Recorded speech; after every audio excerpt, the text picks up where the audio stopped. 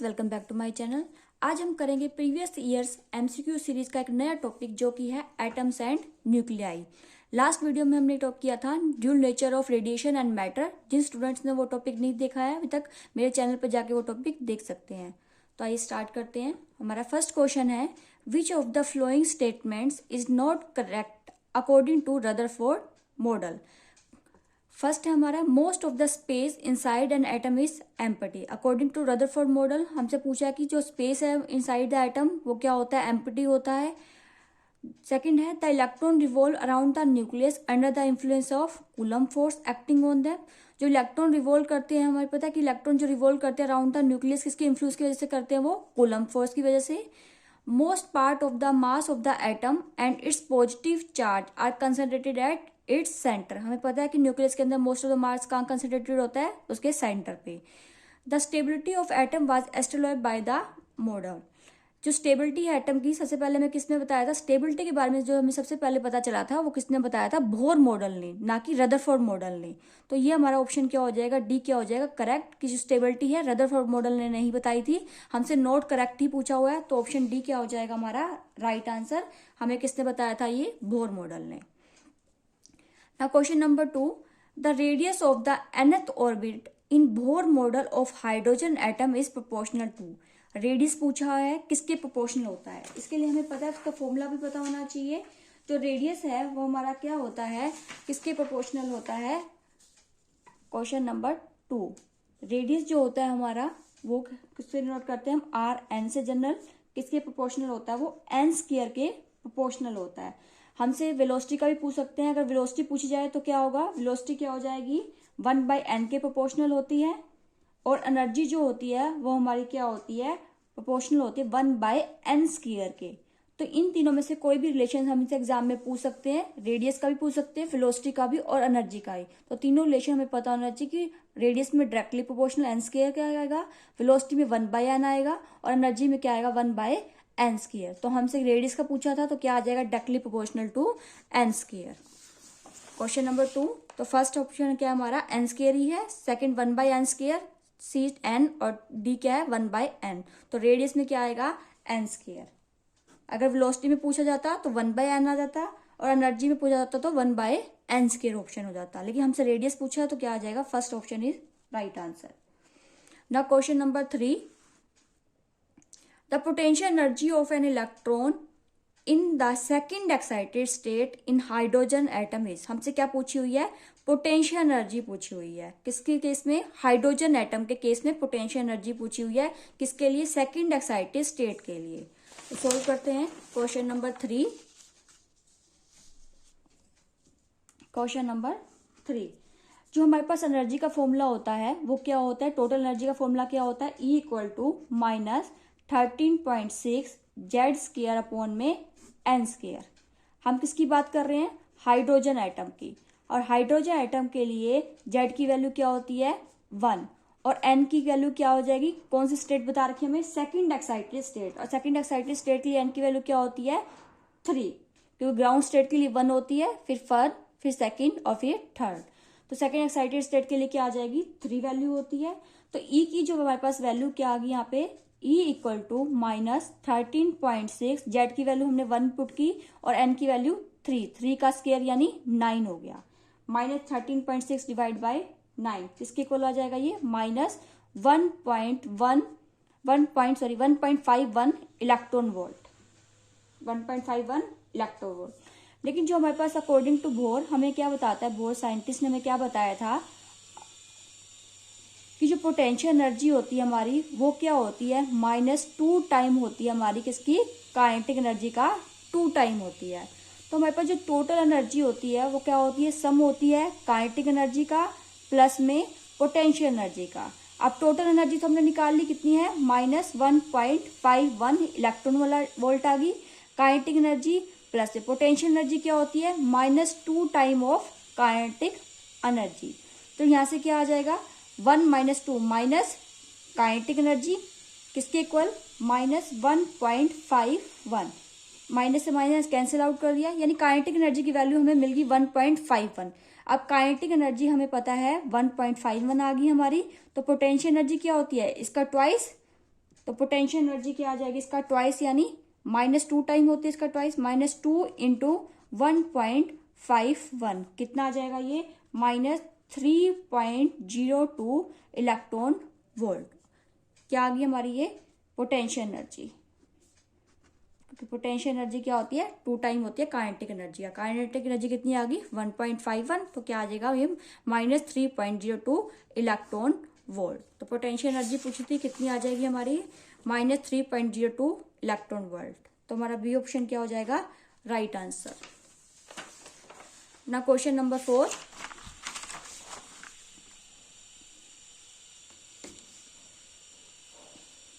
Question number 4 में हमसे क्या डायग्राम दिया हुआ है हमें। The diagram shows 4 energy level of an electron in Bohr model of hydrogen atom. Identify the transition in which the emitted photon will have the highest energy. हमें एक diagram दिया हुआ है Bohr model of hydrogen atom का। हमें ये identify करना है कि किस ट्रांजिशन में सबसे ज्यादा फोटोन क्या होंगे एमिट होंगे, उनकी एनर्जी क्या होगी हाईएस्ट होगी। हमें पता है कि फोटोन कब एमिट होते हैं, जब क्या होता है ट्रांजिशन कहाँ होता है high energy to lower energy. तो हमेशा क्या एमिट होते हैं फोटोन एमिट होते हैं। लेकिन फोटोन क्या पूछा किसके हाईएस्ट एनर्जी के फोटोन की बात कर रहे हैं। ट्रांजिशन में सारे क्या हो रहे हैं हाई टू लो ही हो रहे हैं, तो सभी में फोटोन तो एमिट होंगे, लेकिन हाईएस्ट एनर्जी के फोटोन पूछे हुए हैं तो वो कौन से होंगे जहां पे एनर्जी डिफरेंस क्या होगा हमारा ज्यादा होगा। ठीक है, तो ये हम फाइंड आउट भी कर सकते हैं। क्वेश्चन नंबर 4 सोल्व करते हैं इसको 1 by 1। जो हमारे पास फॉर्मूला होता है 1 by लैम्डा किसके इक्वल होता है आर, रिडबर्ग कांस्टेंट होता है 1 by NF का स्क्वायर माइनस NI का स्क्वायर। ये फाइनल और ये इनिशियल क्वांटम नंबर। तो हमसे क्या पूछा हुआ है कौन कौन से ट्रांजिशन हो रहे हैं हमारे यहाँ पे। सबसे पहला ट्रांजिशन कौन सा हो रहा है फर्स्ट ट्रांजिशन हो रहा है, कहाँ से कहाँ तक हो रहा है n=3 to n=1, यानी फाइनल हमारा 1 है। इनिशियल पोजीशन कहाँ है 3 से कहाँ पे हो रहा है 1 पे हो रहा है। तो यहाँ पे हम वैल्यू पुट करेंगे तो 1 by lambda equal to R NF final position क्या थी 1 का स्क्वायर माइनस 1 by 3 का स्क्वायर। किसके इक्वल हो जाएगा ये R 1 by 1 minus 1 by 9, तो क्या आ जाएगा ये 8 by 9 R। क्या आ गया हमारा 8 by 9 R। इसको डिवाइड करोगे तो क्या आ जाएगा ये हमारा 0.88 R आ गया। ये हमारी फर्स्ट ट्रांजिशन होगी। सिमिलरली हम सेकंड ट्रांजिशन के लिए कर रहे हैं 1/λ2 R। सेकंड ट्रांजिशन हमारी कहाँ से कहाँ तक हो रही है सेकंड ट्रांजिशन हो रही है हमारी 4 से 3, यानी फाइनल पोजीशन 3 है, इनिशियल पोजीशन क्या हमारी 4 है। तो 4 और 3 है हमारे पास, तो 1 में फाइनल 3 का स्क्वायर माइनस इनिशियल क्या है 4 का स्क्वायर। क्या आ जाएगा ये R 1 by 9 माइनस 1 by 16 कितना आ जाएगा ये 7 144 एलसीएम 7 R by 144 डिवाइड करोगे तो 0.0486 R आ जाएगा। ठीक है, ऐसे हम थर्ड निकालेंगे 1/λ3। ट्रांजिशन कहाँ से कहाँ हो रहा है थर्ड के अंदर ट्रांजिशन हो रहा है, थर्ड के अंदर हमारा हो रहा है थर्ड ट्रांजिशन 2 और 1, यानी 2 से 1 पे ट्रांजिशन हो रहा है। तो 1 हमारी क्या है फाइनल पोजीशन और 2 क्या है हमारी इनिशियल पोजीशन। क्या आ जाएगा ये R 1 minus 1 by 4 यानी 3 by 4 R। इसको डिवाइड करेंगे तो क्या आ जाएगा 0.75 R। लास्ट हमारी फोर्थ ट्रांजिशन 1 by λ4 कहाँ से कहाँ आ रही है 1 by 2 का स्क्वायर माइनस 1 by 3 का स्क्वायर। किसके इक्वल हो जाएगा R 1 by 4 माइनस 1 by 9 कितना आ जाएगा 5 by 36 R। डिवाइड करोगे तो क्या आएगा 0.139 R। जो हमारी एनर्जी होती है वो किसके प्रोपोर्शनल होती है 1 by लैम्डा के, यानी 1 by लैम्डा जिसका ज्यादा होगा उसकी एनर्जी क्या होगी उसकी एनर्जी क्या होगी हमारी इनवर्स रिलेशन आ रहा है हमारे पास 1 by लैम्डा क्या आ रहा है हमारे पास किसका है 0.88 किसका है फर्स्ट वाले का 0.88, सेकंड का क्या है 0.04 और थर्ड में क्या है 0.7 0.04 0.7 0.13। अगर रिलेशन देखें तो लैम्डा के साथ तो इन्वर्स है, लेकिन हमने क्या निकाला है, 1/λ निकाला है, तो 1/λ के तो डायरेक्टली प्रोपोर्शनल है। तो फर्स्ट में क्या आ रहा है हमारे पास, सबसे ज्यादा आ रहा है 0.8, बाकी सब में क्या आ रही है वैल्यू कम आ रही है। तो इट मीन्स एनर्जी क्या होगी, किसकी ज्यादा होगी, फर्स्ट वाले की। तो जो हमारे पास ट्रांजिशन होगा वो किसके लिए होगा, फर्स्ट वाले के लिए, यानी हमारे पास जो होगा एमिशन होगा फोटोन के लिए, वो मैक्सिमम एनर्जी का किसके लिए होगा, फर्स्ट के लिए होगा। तो हाईएस्ट किसके लिए है ये, फॉर फर्स्ट के लिए, हाईएस्ट फॉर फर्स्ट, यानी फर्स्ट ट्रांजिशन। फर्स्ट ट्रांजिशन कहाँ से हो रही है, 3 to 1। तो ऑप्शन क्या आ जाएगा हमारा, A is the right answer.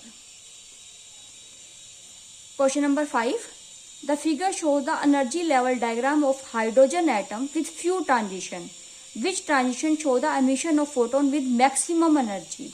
फिर से मैक्सिमम एनर्जी का पूछा हुआ है हमसे। फर्स्ट ट्रांजिशन हमारा क्या है, ये तो ऑब्जॉर्प्शन का होगा। जब क्या होता है, लो टू हाई जाता है तो क्या होता है, ऑब्जॉर्प्शन होता है। जब हाई टू लो आता है तो एमिशन होता है। ये लो टू हाई जा रहा है तो यानी ऑब्जॉर्प्शन हो रहा है फर्स्ट में, बाकी तीनों में हमारा क्या हो रहा है, एमिशन हो रहा है। ठीक है, तो एमिशन के केस में ही पूछा हुआ है। और जहाँ पे एनर्जी डिफरेंस क्या होगा, ज्यादा होगा, वहीं पे हमारे पास क्या होगी, फोटोन ज्यादा एमिट होंगे और मैक्सिमम एनर्जी के एमिट होंगे। एनर्जी डिफरेंस देखो हमारा कहाँ पे ज्यादा हो रहा है, इस केस में 0.85 है और इसमें क्या है 1.5। एनर्जी डिफरेंस क्या है, कम नहीं आएगा।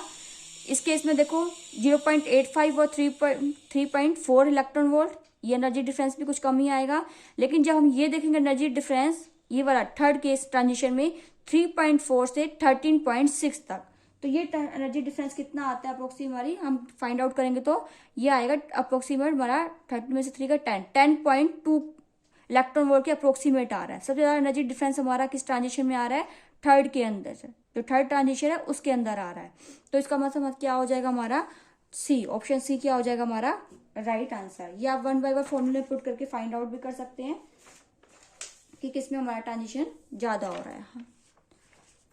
ऑप्शन सी क्या हो जाएगा फिफ्थ का हमारा राइट आंसर। ना question number 6, the radius of the innermost electron orbit of a hydrogen atom is 5.3 into 10 की power minus 11 मीटर। The radius of n equal to 3 orbit is, innermost electron orbit है उसका hydrogen atom का, उसका radius हमें given है। Radius हमें क्या निकालना है, n इक्वल टू 3 के कोरस्पॉन्डिंग हमें निकालना है। तो n इक्वल टू 3 के कोरस्पॉन्डिंग हमें निकालना है। क्वेश्चन नंबर 6, फॉर्मूला पता है कि रेडियस कैसे क्या होता है, रेडियस का फॉर्मूला r क्या होगा हमारे पास, n स्क्वायर r नोट।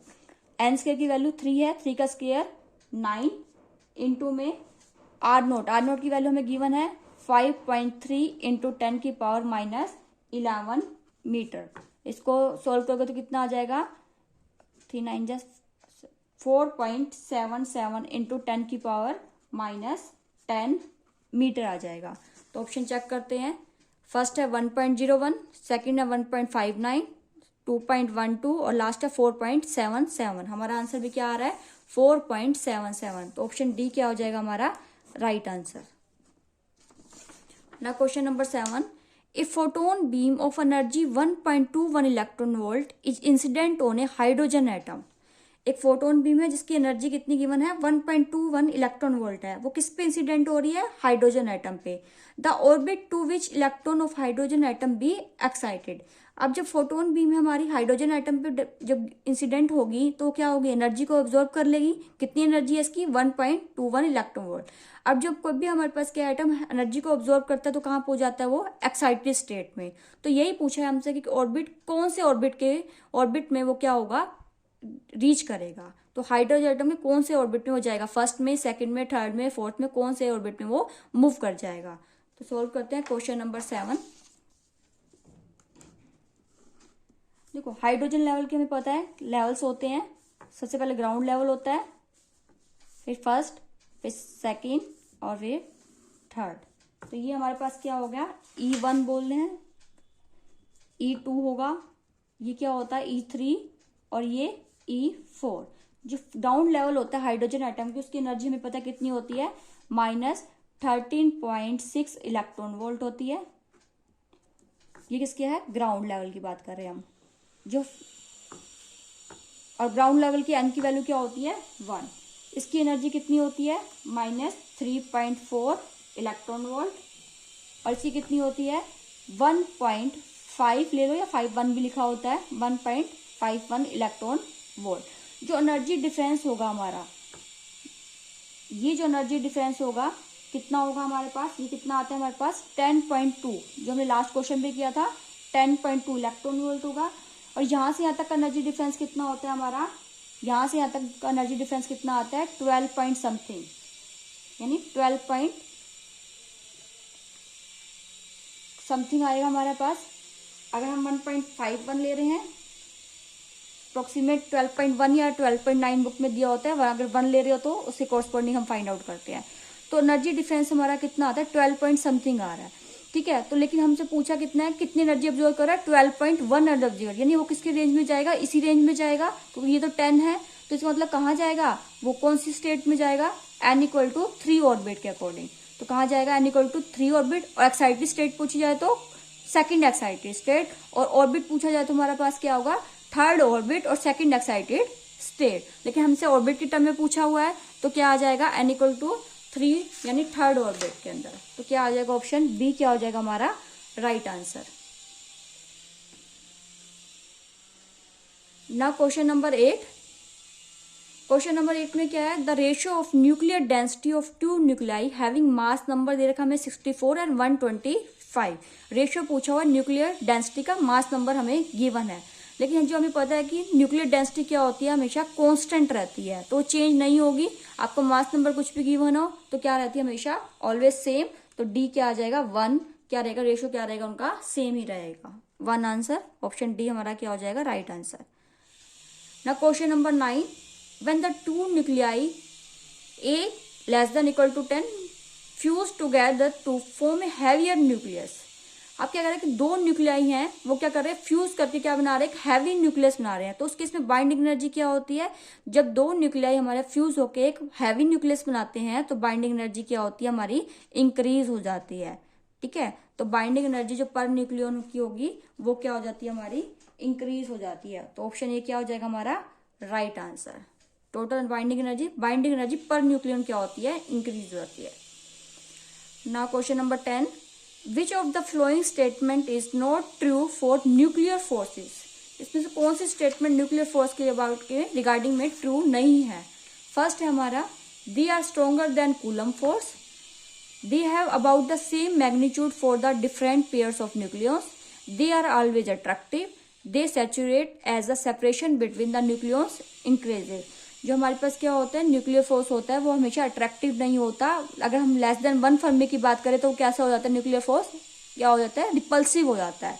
तो न्यूक्लियर फोर्स हमेशा अट्रैक्टिव होता है, ये ट्रू नहीं है। तो ऑप्शन सी क्या हो जाएगा हमारा right answer. Thank you everyone. इस तरह की और वीडियो के लिए लाइक और शेयर और सब्सक्राइब करें चैनल को। मिलते हैं नेक्स्ट वीडियो में।